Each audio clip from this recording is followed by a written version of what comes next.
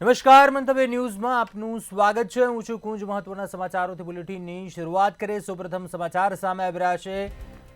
ભીખુ સિંહના પુત્ર મુદ્દે અમિત ચાવડાની પ્રતિક્રિયા સામે આવી છે। ગુજરાતમાં બેવડા ધોરણથી શાસન ચાલે છે। અમિત ચાવડાએ પ્રહાર કર્યા છે। કોઈ ગુંડાગીરી કરે તો પોલીસ કેસ કરી ધરપકડ કરે છે।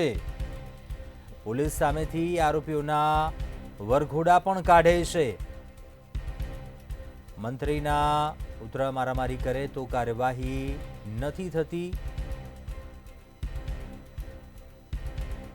કેસરી કેસ પહેરે તો તેને બધું કરવાનો પરવાનો મળે છે। અમિત ચાવડાએ પ્રહાર કર્યા છે। કેસરી કેસવાળા લોકો સામે કાર્યવાહી નથી થતી। ભીખુ સિંહના પુત્રએ મારામારી કરી તો તેનો વરઘોડો નીકળશે તેવો સવાલ કર્યો।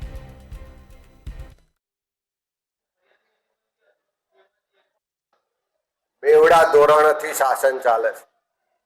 કાયદો પણ અલગ અલગ લોકો માટે અલગ અલગ પરિભાષા હોય એવી રીતે એનું અર્થઘટન કરવામાં આવે।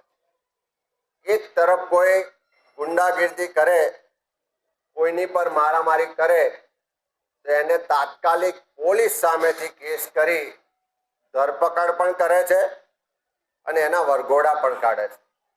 અને બીજી બાજુ જો મંત્રીના પુત્ર મારામારી કરે તો એની પર કોઈ ફરિયાદ પણ નથી થતી, કોઈ કાર્યવાહી પણ નથી થતી। એ જ રીતે ગુજરાતમાં જોઈએ તો કેસરી ખેસ પહેરો, ભારતીય જનતા પાર્ટીનો ખેસ પહેરો એટલે તમને બધું જ ખોટું કરવાનો પરવાનો મળે છે।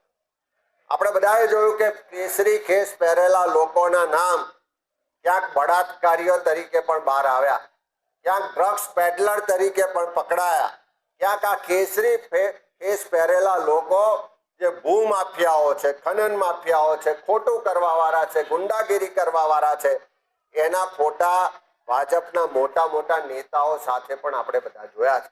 પણ એમાં